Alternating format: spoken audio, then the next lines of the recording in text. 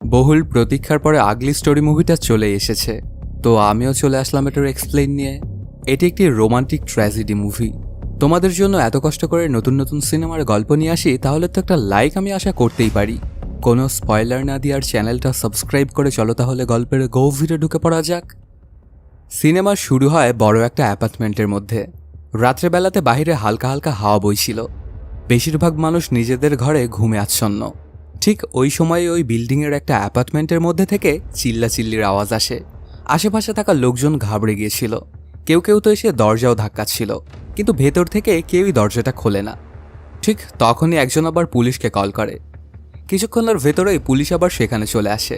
যখন পুলিশ এসে সেই অ্যাপার্টমেন্টের দরজাটা খুলে, তখন ভেতরের অবস্থা দেখে সবার আত্মাই কেঁপে ওঠে। ঘরের আসবাবপত্র সব এদিক ওদিকে সরানো ছিটানো ছিল। পুরো মেঝেতে রক্ত দিয়েছিল মাখামাখি করা। আর তার মধ্যেই বসেছিল একটা লোক। ওর নাম কার্তিক। ওর শরীরে রক্ত মাখা ছিল, ওর হাত কাঁপছিল, তবে ওর চোখের মধ্যে একটা পাগলাপনা দেখা যাচ্ছিল। সাথে সাথেই পুলিশ এসে ওকে ধরে ফেলে। তবে সবাই এখানে হয়রান ছিল যে কার্তিকের বউ নেহাকে কোথাও খুঁজে পাওয়া যাচ্ছিল না। সে বেঁচে আছে নাকি মারা গেছে কেউ সেটা জানে না। তারপর পুলিশ কার্তিককে গ্রেপ্তার করে তাদের সাথে নিয়ে যায়। তবে কাহিনীটার আসল শুরু এখান থেকে নয়। কাহিনীর সূত্রপাত আরও কয়েক বছর আগে হয়েছিল, যখন কার্তিক এবং নেহার বিয়ে হয়েছিল। কাহিনীটা ফ্ল্যাশব্যাকে চলে যায়। নেহা একটা সাদাসিধে মেয়ে, যে স্কুলে চাকরি করত। বাচ্চাদেরকে পড়াতে তার খুবই ভালো লাগতো। তার স্কুলের সবাই ওকে খুবই সম্মান করত। কিন্তু নেহার এই হাসির পেছনে অনেক বড় মাপের একটা কষ্ট লুকায়িত ছিল। স্কুলের মধ্যে যখন অন্য শিক্ষকরা তাদের পরিবার, স্বামী, সন্তান এগুলো সম্পর্কে কথাবার্তা বলতো, তখন সবসময় একপাশে চুপ হয়ে বসে থাকতো নেহা। সবাইকে দেখানোর চেষ্টা করতো যে সেও এই গল্পগুলো শুনে খুবই আনন্দ পাচ্ছে, কিন্তু ওর চোখের কোণে দেখা যেত আজব রকমের একটা ভয়। এর মূল কারণ হলো নেহার বিবাহিত জীবন। বাইরে থেকে সেটাকে যেমনটা মনে হয়, ভেতর থেকে সেটা ছিল ততটাই জঘন্য। অন্যদিকে একটা কোম্পানিতে কাজ করত কার্তিক। তবে তার পুরো দুনিয়াটাই ছিল যেন তার বউ নেহা। কার্তিক সবসময় তার বউ নেহার সম্পর্কেই চিন্তাভাবনা করত। সে অফিসে বসে থাক বা ঘরে বা রাস্তাতে, ওর মস্তিষ্কে সবসময় নেহাই থাকতো। প্রথম তো এটা ভালোবাসাই মনে হয়, কিন্তু আস্তে আস্তে বোঝা যায় এটা একটা পাগলামি। হঠাৎ একদিন অফিসের বস কার্তিককে ডেকে অনেক বকাবকি করে, কারণ দিন দিন কার্তিকের কাজকর্ম সব খারাপের দিকেই যাচ্ছে। এমনকি ওর বস কার্তিককে তো এটাও বলে, তুমি যদি শুধরে না যাও তাহলে তোমাকে কিন্তু চাকরিচ্যুত করব। তারপরে এগুলো কোনো চিন্তাই নেই কার্তিকের। ওর তো চিন্তা একমাত্র নেহাকে ঘিরেই। আর এখানে কার্তিক তার বসের কথাতে একটুও ভয় পাচ্ছিল না। এর পেছনে অবশ্য একটা কারণ আছে। কার্তিকের কাছে ওর বসের একটা ভিডিও ছিল, যেখানে ওর বস অন্য আরেকজনের সঙ্গে রোমান্স করছিল। তারপর এই ভিডিওটা বসকে দেখিয়ে কার্তিক জানায়, আজকের পর থেকে আমাকে নিয়ে আর একটা কথাও বলবেন না আপনি। আমি কাজ করি বা না করি, আর যদি একটাও কথা বলেছেন তাহলে এই ভিডিওটা কিন্তু সবাই দেখতে পাবে। তখন আর অন্য কোনো উপায় না থাকায় কার্তিকের বসও চুপ হয়ে যায়। এরপর অফিস থেকে বাড়িতে এসে পৌঁছে কার্তিক। তখন নেহা ঘরের মধ্যে কাজ করছিল। কার্তিক তখন মনে মনে ভাবছিল যে নেহা তার কাছে এসে যেন ওকে জিজ্ঞেস করে কার্তিকের দিনটা কেমন গেল, কিন্তু এমন কিছুই ঘটে না। নেহা ওকে কিছুই জিজ্ঞেস করে না। তখন কার্তিক নেহা ওর কাছে ডাকে এবং ওকে কিছু কাজ করে দিতে বলে, কিন্তু ওর কোনো কথাই যেন শুনছিল না নেহা। এরপর কার্তিক ওকে জানায়, যদি আজকে তুমি আমার কথা মতো কাজ করো তাহলে আজকের রাত্রে আমি আর তোমার সঙ্গে থাকবো না, তুমি আলাদাভাবে অন্য ঘরে থাকতে পারবে। এই কথাটা শুনে নেহার সাথে সাথেই সেখানে চলে আসে আর ওর বলা কাজটা করতে চায়। কিন্তু এই ব্যাপারটা আবার একদমই ভালোভাবে নেয় না কার্তিক। সে নেহার সঙ্গে জোর জবরদস্তি করতে থাকে। ঠিক তখনই নেহার হাতে একটা ট্যাটু দেখতে পায় কার্তিক, যেখানে নেহা এবং গৌতমের নাম লেখা ছিল। আসলে গৌতম হলো নেহার এক্স বয়ফ্রেন্ড। এখন তো নেহার বিয়ে হয়ে গেছে, এর জন্য ওরা দুজনে আলাদা। ওই সময়টায় কার্তিক আবার যে সিগারেটটা খাচ্ছিল সেটা দিয়েই গৌতমের নামটা নেহার হাত থেকে জ্বালিয়ে দেয়। এটাতে অনেক কষ্ট পেয়ে যায় নেহা আর 15 দিনের কথা চিন্তা করতে থাকে, যখন সে গৌতমের সঙ্গে ছিল। আসলে গৌতম এবং নেহা স্কুল ফ্রেন্ড। ওরা দুজনে সবসময় একসাথেই থাকতো। স্কুলে একসঙ্গে যেত, একসঙ্গে খেলাধুলা করত। আস্তে আস্তে ওদের সম্পর্কটা বন্ধুত্বের সীমানা পার করে আরও সামনে এগিয়ে যায়। তখনই জানা যায় নেহার বাবা মা কেউ নেই। নেহা তার নানির কাছেই থেকেই মানুষ। নেহা বেশিরভাগ সময় গৌতমদের বাড়িতেই থাকতো, আর গৌতমের পরিবারও নেহাকে তাদের নিজেদের মেয়ের মতোই দেখত। এর জন্য নেহাও তার বাবা মার কথা তেমন একটা মনে পড়তো না, আর গৌতমও নেহার অনেক খেয়াল রাখত। এরপর একদিন হঠাৎ করেই নেহার নানির মৃত্যু হয়ে যায়। কথাটা জানার সাথে সাথেই নেহা দৌড়ে চলে আসে ওর নানির কাছে। ওর জীবনে এখন ওর আপন বলে আর কেউ থাকলো না। কাহিনীটা প্রেজেন্ট টাইমে চলে আসে। দেখা যায় নেহা স্কুলে যাওয়ার জন্য রেডি হচ্ছিল। পাশ থেকে কার্তিক ওকে তাকিয়ে তাকিয়ে দেখছিল। আজকে কার্তিক চাইছিল নেহা যেন তার সঙ্গে নাস্তা করে, কিন্তু নেহা জানায় তার একটু তাড়া আছে, এর জন্য সে নাস্তাটা করতে পারবে না। এরপর হঠাৎ করেই কার্তিক ওদের মেইডের ওপরে হাত উঠায় এবং ওর সঙ্গে জোর জবরদস্তি করতে থাকে। এই ব্যাপারটা দেখে নেহা ওর সঙ্গে নাস্তা করার জন্য প্রস্তুত হয়। যদিও নেহা চাইছিল না আজকে ওর সঙ্গে নাস্তা করতে, তারপরে অন্য কোনো উপায় না থাকায় ওর সাথে নাস্তা করতেই হয় নেহার। কারণ যদি সে ওর সঙ্গে নাস্তা না করতো তাহলে হয়তোবা কার্তিক ওদের মেইডেরকে আরও বাজেভাবে মারধর করত, এমনকি ওর সাথে খারাপ কিছুও করতে পারত কার্তিক। ওরা দুজনে যখন নাস্তা করছিল তখন কার্তিক অনেক রোমান্টিক কথা বলতে থাকে নেহাকে, কিন্তু নেহা ওর একটা কথার উত্তর দেয় না। কারণ নেহার তো এখানে মন একদমই ঠিক ছিল না ওর সাইকো হাজব্যান্ডের সঙ্গে। এর পরপরই দেখা যায় আজকে নেহাকে তার গাড়ি দিয়ে কার্তিক ড্রপ করে রেখে আসতে চায় তার স্কুলে। প্রথমে নেহা যদিও না করছিল, তারপরেও ওর জোরাজুরিতকে যেতেই হয়। গাড়ি করে যাওয়ার সময় কার্তিক শুধু নেহার এদিক ওদিকে তাকিয়ে দেখছিল। ওকে দেখে মনে হচ্ছিল সে যেন নেহার সঙ্গে কিছু একটা করতে চায়। কার্তিক যেন নিজেকে কোনোভাবেই কন্ট্রোল করতে পারছে না। ওরা স্কুলের পার্কিংয়ে চলে আসে। গাড়িটা পার্ক করে সেখানে নেহার সঙ্গে ওই চরম কাজটা করে কার্তিক। এখানে নেহা ওকে কিছু বলারও সাহস পায় না। এর পেছনে অবশ্য একটা কারণ আছে যে কেন সে কার্তিককে এখনও ছেড়ে চলে যায় না। এরপর নেহা সেখান থেকে চলে আসে বাথরুমের মধ্যে আর কান্না করতে থাকে। তখন আবার সেখানে নেহার ব্লিডিংও হচ্ছিল। কিছুক্ষণের মধ্যেই সেখানে এক নেহার বান্ধবী চলে আসে। ওর এই বাজে অবস্থা দেখে ওকে হাসপাতালে নিয়ে যেতে চায়। নেহা অনেক বেশি ঘাবড়েছিল। তারপর হাসপাতালে গিয়ে ওর চিকিৎসাটা করানো হয়। তখন নেহার বান্ধবী ওকে বলে, তোমার সাথে যদি এত খারাপ কিছুই ঘটছে তাহলে তুমি তোমার স্বামীকে ছেড়ে দিচ্ছ না কেন? তবে নেহা এখানে কোনো কথাই বলে না আর চুপচাপই থাকে। এরপর সেখান থেকে নেহা সোজা চলে আসে ওর বাড়িতে। তারপর প্রচণ্ড কান্না করতে থাকে। সে তার জীবন নিয়ে অনেক বেশি পেরেশান। নেহা ভাবতে থাকে সে তার জীবনে এমন কি বড় পাপ করেছে যে তার এত বড় শাস্তি হচ্ছে। কাহিনীটা আবারও ফ্ল্যাশব্যাকে চলে যায়। নেহার নানি মারা যাওয়ার পরে ওকে দেখাশোনা করার জন্য এখন ওর মামাই শুধু ছিল। নেহার মামাও তখন ওর দায়িত্বটা নেয় আর ওকে লালন পালন করতে চায়, সাথে ওর পড়াশোনাও করাবে এটাও জানায়। কিন্তু এর জন্য ওদেরকে অন্য শহরে যেতে হবে, কারণ ওর মামা অন্য শহরেই থাকতো। ঠিক এ কারণেই নেহা গৌতমের সঙ্গে শেষবারের মতো দেখা করতে আসে। তারপর ওকে বিদায় দিয়ে নেহা চলে আসে মামার সঙ্গে অন্য শহরে। সেই গ্রাম থেকে চলে আসার সময় নেহা এবং গৌতম একে অপরকে কথা দিয়ে এসেছিল যে তারা কেউ কাউকেই ভুলে যাবে না। হয়ও ঠিক এমনটাই। ওদের দুজনের সম্পর্কটা খুব ভালোই থাকে। দেখতে দেখতে ওরা দুজনেই বড় হয়ে যায়। ওরা দুজনে প্রায় প্রত্যেক দিনই কথা বলতো। ওদের দেখা সাক্ষাৎ তেমন একটা হতো না, কিন্তু কথা বলে দুজনে খুবই খুশি হয়ে যেত। এরপর হঠাৎ করে একদিন গৌতম শহরে চলে আসে এবং নেহার সঙ্গে দেখা করে। গৌতম তখন বলে, আমার বাবার শরীরটা একটু খারাপ, তো এজন্যই আমরা শহরে এসেছি। এখন থেকে আমরা শহরেই থাকবো, আর আমি একটা জবও পেয়েছি। যদিও সেটার বেতনটা খুব একটা ভালো নয়, এর জন্য হয়তো বা আমাকে অন্য শহরেও চাকরির জন্য যেতে হতে পারে। তবে যতদিন আমি এই শহরে আছি ততদিন আমরা প্রতিদিনই দেখা করব। এমনকি নেহাকে তার পরিবারের সঙ্গেও এনে দেখা করিয়ে দেয় গৌতম। দেখা যায় গৌতমের পরিবারের লোকজন এখনও নেহাকে ঠিক আগের মতনই ভালোবাসে। নেহা এবং গৌতম দুজনে দুজনের সাথে কোয়ালিটি টাইম স্পেন্ড করতে শুরু করে। নেহা গৌতমকে খুবই ভালোবাসত, এর জন্য সে নিজের হাতে তার এবং গৌতমের নামে ট্যাটু করে। সারাদিন অনেক ঘোরাঘুরি করে সন্ধ্যার সময় নেহা তার বাড়িতে ফিরে আসে। ওকে এখানে নামিয়ে দিতে এসেছিল গৌতম। এখন পর্যন্ত নেহা তার মামাকে গৌতমের সম্পর্কে বলেনি। কাহিনীটা আবারও প্রেজেন্ট টাইমে চলে আসে। কার্তিক অফিস থেকে বাসায় এসেছে। ওই সময়টা নেহা ঘুমাচ্ছিল। তখন কার্তিক এসে ওকে জাগিয়ে তোলে আর বলে, এখন আমার মন করছে। তখন নেহা সাফ সাফ জানিয়ে দেয়, তুমি আমার সঙ্গে কত জোর জবরদস্তিই করো না কেন, তোমার প্রতি আমার এক ফোঁটা ভালোবাসাও জন্মাবে না, কারণ আমি তো গৌতমকে ভালোবাসি। এই কথাটা শুনে আবার খুবই রাগান্বিত হয়ে যায় কার্তিক। সে আজকে এটা পণ করে বসে যে নেহাকে দিয়ে সে তাকে ভালোবাসে এটা বলেই ছাড়বে। তবে নেহাও দমে যাবার পাত্রী নয়। সে কোনোভাবেই কার্তিককে ভালোবাসি এটা বলবে না। এই ব্যাপারটা দেখে সাইকো কার্তিক নিজের মাথাতেই বোতল ভাঙতে শুরু করে। এতে ওর মাথা দিয়ে রক্ত গড়িয়ে পড়ছিল। অনেকগুলো বোতল নিজের মাথাতে ভাঙার পরও নেহা একটুও নড়ে না। সে তার কথাতেই অটল থাকে। কিছুক্ষণ পরে কার্তিক খেয়াল করে দেখতে পায় নেহা আসলে অজ্ঞান হয়ে গেছে।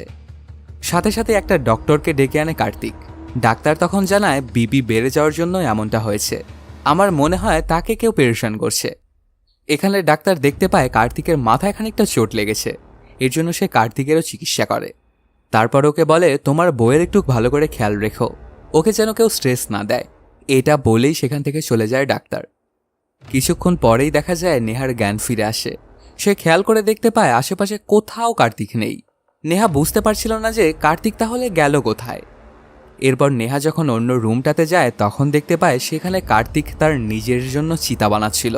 এরপর তার উপরে পেট্রোল ঢেলে দেয় কার্তিক আর বলতে থাকে তুমি যদি আজকে আমাকে আই লাভ ইউ না বলো তাহলে এই চিতাতে আমি আগুন জ্বালিয়ে দেব আর আমি নিজে নিজেই পুড়ে মারা যাব।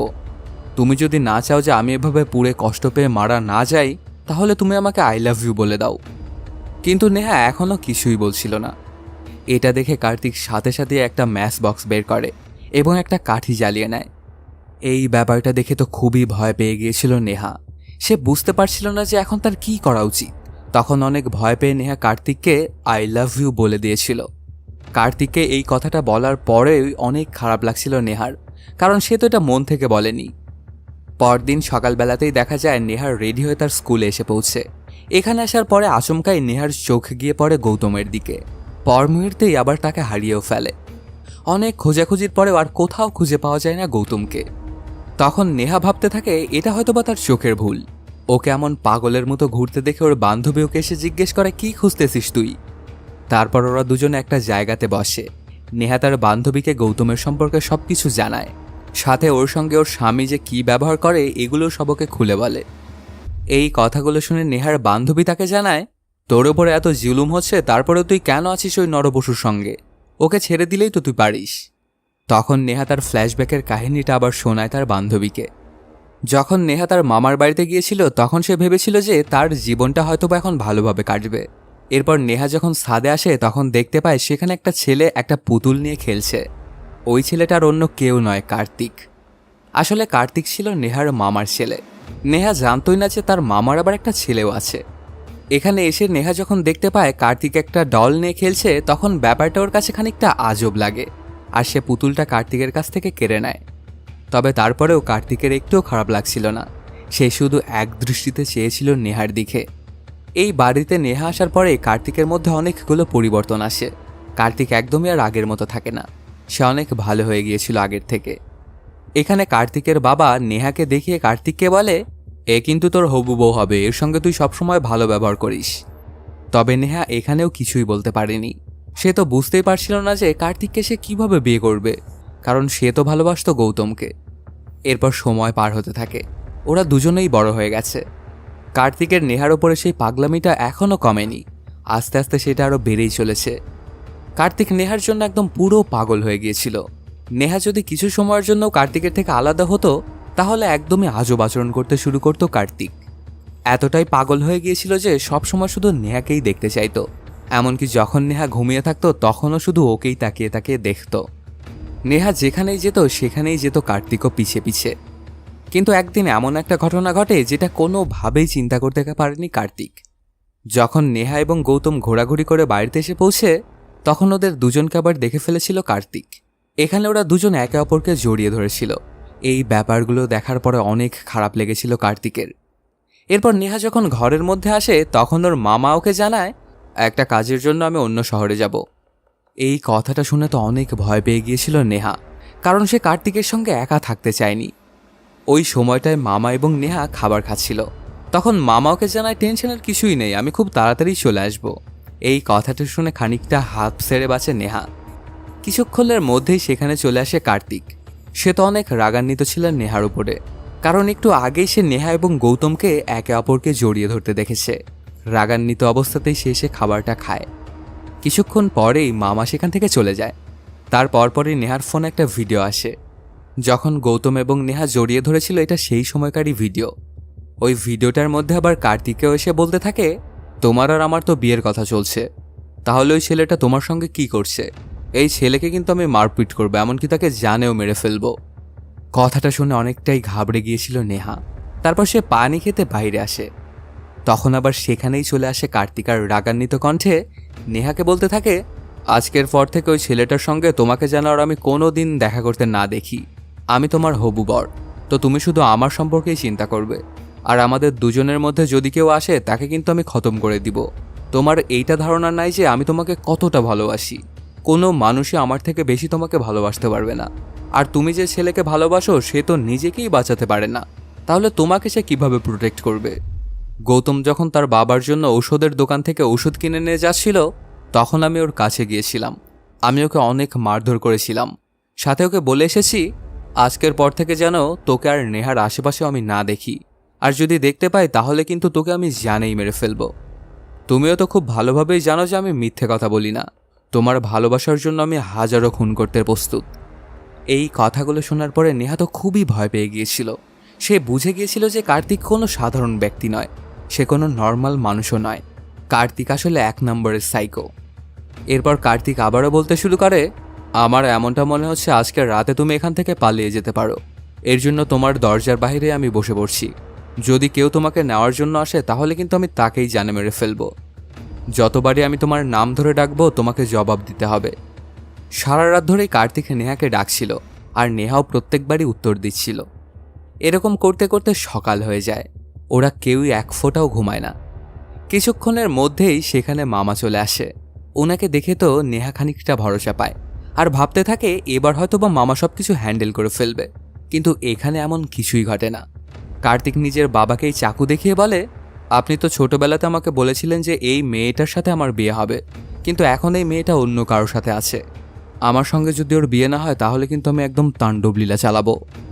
এটুকু বলেই সেখান থেকে চলে যায় কার্তিক। তখন নেহা তার মামার কাছে খুলে বলতে থাকে তার কাহিনীটা। সে গৌতমকে ছোটবেলা থেকেই ভালোবাসে, আর কার্তিককে এখন যে লেভেলের সাইকো হয়ে গেছে, তো ওকে আমি কিভাবে বিয়ে করতে পারি বলেন মামা? তখন অবশ্য মামা নেহাকে জানায়, তুমি কার্তিকের সম্পর্কে আসলে কিছুই জানো না। আমি ওকে ছোটবেলা থেকে খুব ভালোভাবে জানি। ও যে কাজ একবার বলে করবে সেটাও করেই ছাড়ে। যেহেতু বলেছে তোমাকে বিয়ে করবে, তার মানে তোমাকে ও বিয়ে করেই ছাড়বে। এরপর মামা একটা কাহিনীও বলে, কার্তিক ছোট থাকতে আমরা একটা শপিং মলে গিয়েছিলাম। সেখানে কার্তিকের একটা পুতুল পছন্দ হয়েছিল। আমি দেখে বুঝতে পারছিলাম না যে ছেলে মানুষ এই পুতুল দিয়ে আবার কি করবে। তারপরেও জিদ ধরে কার্তিক এই পুতুলটা কিনে নিয়েছিল। সেটা নিয়ে বাসায় আসার পরে মামা কিছু জিনিস খেয়াল করে কার্তিকের সম্পর্কে। যখন কার্তিক একা একা বাসায় থাকতো তখন এই পুতুলটা নিয়েই সে সবসময় খেলতো। সেটাকে খাবার খাওয়ানোর চেষ্টা করত, কিন্তু পুতুল কি আর খাবার খেতে পারে? যখন এই পুতুলটা খাবার খেতে পারতো না তখন কার্তিক আবার সেটাকে প্রচুর মারধর করত। এটা দেখে তো মামা খুবই ভয় পেয়ে গিয়েছিল যে তার ছেলে কি করছে এগুলো। ওর মনে হয় কোনো রোগ ব্যাধি আছে, এজন্যই কার্তিককে ডাক্তারের কাছে নিয়ে আসে মামা। তখন ডাক্তার জানায় এটা কোনো সিরিয়াস প্রবলেম নয়, সবসময় কার্তিক একলা থাকে তো এর জন্যই এমনটা হয়েছে। সাইকো টাইপের ছোট্ট একটা অসুখ হয়েছে কার্তিকের, তবে এটা ধীরে ধীরে ঠিক হয়ে যাবে। এই গল্পটুকু নেহাকে বলার পরে মামা আরও জানায়, পুতুল নিয়ে যে অসুখটা কার্তিকের ছিল সেটা তুমি আসার সাথে সাথে ভালো হয়ে গিয়েছিল। কার্তিক সবসময় ওই পুতুল নিয়েই খেলতো, সেটাকে কখনো একা ছাড়েনি। তবে তোমার আসার পরে কার্তিক একেবারের জন্য আর ওই পুতুলটিকে টাচও করেনি। এমনকি সে তো এটাও জানে না যে এখন ওই পুতুলটাকে কোথায় রাখা হয়েছে। আমি মনে করেছিলাম তুমি আসার পরে সব কিছু হয়তো বা ঠিক হয়ে গেছে, কিন্তু এখন আমি বুঝতে পারছি মামলা তোরও বেশি বিগড়ে গেছে। এখন আর কিছুই করার নেই, তোমার বিয়ে কার্তিকের সাথেই হবে। আর যদি না হয় তাহলে আরও খারাপ কিছু করে ফেলতে পারে কার্তিক। এই কথাগুলো আবার কোনোভাবেই মেনে নিতে পারছিল না নেহা। এর জন্য সে তার হাতের রগগুলোই কেটে ফেলে। অনেক বেশি রক্তপাত হওয়াতে সে অজ্ঞান হয়ে যায়। এরপর ওকে হাসপাতালে নিয়ে এসে ভর্তি করা হয়। এই ব্যাপারটাতে খুবই ঘাবড়ে গিয়েছিল কার্তিক। নেহা যতক্ষণ অজ্ঞান ছিল কার্তিক শুধু ওর দিকেই তাকিয়েছিল। তারপর নেহার জ্ঞান ফেরার সাথে সাথে ওকে বিভিন্ন প্রশ্ন করতে শুরু করে কার্তিক। তবে নেহা এগুলোর কোনো কিছুই কেয়ার করতো না। সে খুব ভালো করেই জানতো যে কার্তিক একজন সাইকো টাইপের মানুষ। এজন্য সে কি ভাবলো না ভাবলো এটাতে কিছুই আসে যায় না নেহার। নেহা একদমই চাইতো না যে কার্তিক তার পরোয়া করুক, কিন্তু তারপরে এখানে নেহার কেয়ার করছিল কার্তিক। এটা দেখে তো নেহা খুবই ভয় পেয়ে গিয়েছিল। ঠিক তখনই আবার সেই রুমের মধ্যে ঢুকে পড়ে ডাক্তার, আর কার্তিককে বলে ওকে পেরেশান করবেন না। কিন্তু কার্তিক তো ওই ডাক্তারদেরকেই ভয় পেয়ে দেয়। এরপর কার্তিক ওই ডাক্তারদেরকে যাই বলছিল ওরাও সেটাই করছিল। এখান থেকে সুস্থ হওয়ার পরে নেহার কার্তিকের বাড়িতে যাবে না বলে ডিসাইড করে। সে খানিকটা ঠিক হওয়ার পরেই চলে আসে গৌতমের বাড়িতে, কিন্তু সেই সময়টায় গৌতম আবার বাড়িতে ছিল না। তারপর নেহা যখন গৌতমকে কল করে তখনও গৌতম ওর ফোনটাই উঠায় না। এই ব্যাপারটা দেখে অনেক খারাপ লেগেছিল নেহার। চুপচাপ একটা জায়গাতে বসেছিল সে। ঠিক তখনই সেখানে আবার চলে আসে কার্তিক। তারপর সেখান থেকে নেহাকে নিয়ে চলে আসে বাড়িতে। এখানে এসেই তো মামাকে মারতে শুরু করে দেয় কার্তিক, আর বলতে থাকে, নেহার সাথে যদি আমার বিয়ে না হয় তাহলে আমি গৌতমকেও মেরে ফেলবো আর তোমাকেও মেরে ফেলবো। এজন্য আমার বিয়েটা নেহার সাথেই দিতে হবে। এটা তোমাদের সবার জন্যই ভালো, কারণ আমি যে জিনিসটা একবার করতে চাই সেটা কিন্তু করেই তারপর দম নেই। কাহিনীটা প্রেজেন্ট টাইমে চলে আসে। নেহা ওর বান্ধবীকে এই কাহিনীগুলো বলছিল। তখন ওর বান্ধবী ওকে জানায়, তুই তো অনেক মুসিবতে আসছিস দেখছি, তোর খুব তাড়াতাড়ি কোনো একটা অ্যাকশন নেওয়া উচিত। এরপর নেহা যখন বাড়িতে এসে পৌঁছে তখন দেখতে পায় কার্তিক তার সঙ্গে রোমান্স করার জন্য প্রস্তুত। তখন নেহা কার্তিককে হুমকি দেওয়ার বলে, তুমি যদি আমার কাছে আসো তাহলে কিন্তু আমি নিজেকেই নিজে মেরে ফেলবো। এটা দেখে কার্তিক আর কিছুই করে না। তার অবশ্য খুবই খারাপ লাগছিল, কারণ নেহা তাকে তার কাছেই আসতে দিচ্ছে না। সারা রাত ধরে নেশাপানি করে কার্তিক, এ কারণে সে গভীর ঘুমের মধ্যে ঢুকে যায়। পরদিন সকালবেলাতে যখন কার্তিকের ঘুমটা ভাঙে তখন নেহাকে সে আর কোথাও খুঁজে পায় না। নেহাকে কল করে কিন্তু নেহা ফোনটাও উঠায় না। কিছুক্ষণের মধ্যেই নেহার ফোনটা বন্ধও পায়। সাথে সাথেই কার্তিক চলে আসে নেহার স্কুলে। শিক্ষকদেরকে নেহার সম্পর্কে জিজ্ঞাসাবাদ করে, কিন্তু নেহার সম্পর্কে কোনো কিছুই বলতে পারে না কেউই। 2 দিন পার হয়ে গেলেও নেহার কোনো খোঁজ খবরই পায় না কার্তিক। এর জন্য কার্তিকের অবস্থা আস্তে আস্তে খুবই বাজে হয়ে যাচ্ছিল। সে বুঝতে পারছিল না যে নেহা আসলে গেছেটা কোথায়। এভাবে পার হয়ে যায় 5টি দিন। কার্তিকের অবস্থা এখন আরও বেশি খারাপ। একদিন হঠাৎ করেই কার্তিক তার মেইডের দিকে খারাপ নজরে তাকাচ্ছিল। মেইডটা তো এটা দেখে বুঝে গিয়েছিল যে তার ওপরে হয়তো বা কোনো বিপদ আসতে চলেছে। তখন কার্তিক গিয়ে ওকে ধরে ফেলে আর জোর জবরদস্তি করে সেই জঘন্য কাজটা করে ওর মেইডের সঙ্গে। এই ব্যাপারটা অবশ্য সে এর আগে কখনো ভাবেনি। নেহা চলে যাওয়ার পর থেকে আস্তে আস্তে কার্তিক পাগল হয়ে গেছে। এরপর সে আবার ওই পুতুলটা বের করে আনে, দড়ি দিয়ে পুতুলটাকে টানিয়ে দেয় এবং মারপিট করতে শুরু করে। তারপর সেটার পিঠের মধ্যে একটা চাকু ঢুকিয়ে দেয়। যখন কার্তিক সেই পুতুলটার সঙ্গে কথা বলছিল ঠিক তখনই সেখানে এসে পৌঁছে নেহা। ওকে দেখে তো খুবই খুশি হয়ে গিয়েছিল কার্তিক, আর ওর কাছে এগিয়ে যেতে থাকে। কিন্তু নেহা এবারও বলে, যদি তুমি আমার কাছে আসার চেষ্টা করো তাহলে কিন্তু আমি নিজেকেই মেরে ফেলবো, অথবা আবারও কিন্তু আমি এখান থেকে পালিয়ে যাব। এই কথাটা শুনে একদমই ভালো লাগে না কার্তিকের, কারণ সে তো নেহাকে তার জানের থেকেও বেশি ভালোবাসতো। তবে নেহা তার ভালোবাসাটা একদমই বোঝেনি। এই জন্য অনেক রাগান্বিত হয়ে যায় কার্তিক, আর রাগের চোটে সে এমন একটা কাজ করে বসে যেটা হয়তোবা তার করা একদমই ঠিক হয়নি। নেহার উপরে আক্রমণ করে কার্তিক। একটা বোতল নেহার মাথার উপরে ভেঙে ফেলে। অনেক বাজেভাবে জখম হয়ে যায় নেহা। এরপর সে চিল্লাচিল্লি করতে শুরু করে, তবে কিছুক্ষণের মধ্যে সে অজ্ঞান হয়ে যায়। আর নেহার এই চিল্লাচিল্লি শুনেই তার প্রতিবেশীরা পুলিশকে কল করেছিল। তারপর পুলিশ এসে দেখতে পায় ঘরের অবস্থা খুবই বাজে হয়ে আছে, সব জায়গাতেই শুধু রক্ত দিয়ে মাখামাখি হয়েছিল। তখন অবশ্য পুলিশ কার্তিককে অ্যারেস্ট করে নেয়। এখানে অবাক করার মতো ব্যাপার এটাই যে সব জায়গাতে রক্ত দিয়ে মাখামাখি হয়েছিল, তাহলে কার্তিক কার সঙ্গে ফাইট করেছে? কারণ নেহাকে তো এখানে কোথাও খুঁজে পাওয়া যায়নি। কার্তিককে অ্যারেস্ট করে থানায় নিয়ে আসা হয়। এরপর যখন ওর সামনে নেহার একটা ছবি দেওয়া হয় তখন সে সেটাতেই চুমু খেতে শুরু করে। এই আচরণগুলো কার্তিক আবার পুলিশের সামনেই করছিল। তখন পুলিশরা কার্তিকের থেকে সেই ছবিটা ছিনিয়ে নেয়, আর তখনই নেহার ছবিটা খানিকটা ছিঁড়ে যায়। এতে প্রচণ্ড রাগান্বিত হয়ে যায় কার্তিক, আর অনেক মারধর করতে শুরু করে দেয় সেই থানায় থাকা পুলিশদেরকে। কিছুক্ষণের মধ্যেই সেখানে একটা মেয়ে পুলিশ অফিসার আসে আর কার্তিকের সঙ্গে ফাইট করতে শুরু করে। তবে কার্তিকও তো ওর খুবই বাজে হাল করে ফেলেছিল। এরপর অবশ্য অনেকজন মিলে কার্তিককে ধরে ফেলে। পুলিশ অফিসারটা বুঝে গিয়েছিল কার্তিক কোনো সাধারণ মানুষ নয়, সে মনে হয় বড় মাপের একটা সাইকো, আর ওর অবশ্যই সাজা হওয়া উচিত। তবে আগে কার্তিকের সম্পর্কে আরও কিছু জানতে চাইছিল সেই পুলিশ অফিসারটা, এই জন্য চলে আসে কার্তিকের বাড়িতে। কার্তিকের বাবার সঙ্গে দেখা করে, কার্তিকের অফিসে গিয়ে ওর কলিগদের সঙ্গে কথা বলে, এবং কার্তিক যে অ্যাপার্টমেন্টটাতে থাকতো সেটার আশেপাশে যারা প্রতিবেশীরা আছে তাদের সঙ্গেও গিয়ে কথা বলে। লেডি পুলিশ অফিসারটা যার যার সঙ্গে কথা বলেছিল সব জায়গা থেকেই কার্তিকের সম্পর্কে বাজে মন্তব্য এসেছে। এগুলোতে পুলিশ অফিসারের আর বুঝতে বাকি থাকে না যে কার্তিক আসলেই একটা সাইকো। এই জন্য পরদিনই কার্তিককে কোর্টে তোলা হয়। কার্তিক যেসব কর্মকাণ্ড করেছিল আর ওর বিরুদ্ধে যে সবাই বক্তব্যগুলো দিয়েছিল এর উপরে জাজ একটা ফয়সালা দেয়। এই জন্য কার্তিককে 3 বছরের সাজা দেওয়া হয়, আর কার্তিকের মাথায় সমস্যা আছে এটাও ডিসাইড করে। সে কারণে তাকে পাগলাগারোতে পাঠিয়ে দেওয়া হয়। কার্তিক যখন পাগলাগারোতে গিয়ে পৌঁছে তখন ওর অবস্থা আরও বেশি খারাপ ছিল। তখন সে হুইল চেয়ারে বসা, সে এখন নিজের পায়ে দাঁড়াতে পর্যন্তও পারে না। ওর এতটা বাজে অবস্থা হয়ে গিয়েছিল, তারপরেও সে নেহাকে ভুলতে পারেনি। কিছুক্ষণ পরেই সেখানে এসে পৌঁছে ওই লেডি ইন্সপেক্টর। তিনি কার্তিকের সঙ্গে কিছু কথা বলতে চান। তখন তিনি বলতে থাকেন, তুমি মনে মনে ভাবছো যে হয়তোবা তুমি নেহাকে অনেক বাজেভাবে মেরেছিলে আর সে হয়তোবা পালিয়ে গেছে, কিন্তু এগুলো সবকিছুই ছিল একটা সাজানো নাটক। এখানে জানা যায় ওই লেডি ইন্সপেক্টরটা আসলে গৌতমের বান্ধবী, আর একদিন যে গৌতমকে স্কুলে নেহা দেখেছিল সেটা আসলে সত্যই ছিল। তারপর নেহা গিয়ে গৌতমের সঙ্গে দেখা করে। ওর সঙ্গে দেখা হওয়ার পরে গৌতমকে সব সত্য সত্য খুলে বলে যে প্রতিনিয়তই ওর সঙ্গে কেমন অত্যাচার করে কার্তিক। ওই সময়টায় আবার এই লেডি ইন্সপেক্টরটা উপস্থিত ছিল। তখন ওই ইন্সপেক্টরটা একটা প্ল্যান বানায়, কারণ তারা খুব ভালোভাবে বুঝতে পেরেছিল যে আর যদি কিছুদিন নেহা কার্তিকের সঙ্গে থাকে তাহলে অনেক বাজে অবস্থা করে ফেলবে কার্তিক, এমনকি ওকে মেরেও ফেলতে পারে। তখন গৌতম নেহাকে বলে, তুমি যেদিন আমাকে কল দিয়েছিলে সেদিন আমার বাবার অবস্থা খুবই খারাপ হয়ে গিয়েছিল, এই জন্য আমি বাড়ি থেকে চলে গিয়েছিলাম আর ফোনটা উঠাতে পারিনি, কারণ ফোনটা বাসাতেই ছিল। ওরা এখানে যে প্ল্যানটা করেছিল সেই প্ল্যানটা ছিল অনেকটা এরকম, নেহাকে 5-6 দিনের জন্য গায়েব করা হবে, আর এজন্য কার্তিক তো পুরোপুরি পাগল হয়ে যাবে। নিজের মস্তিষ্কের ওপর নিজের কন্ট্রোলই হারিয়ে ফেলবে কার্তিক। এজন্য সে নেহাকে অনেক বাজেভাবে মারধর করেছিল আর অনেক জুলুমও করেছিল ওর ওপর।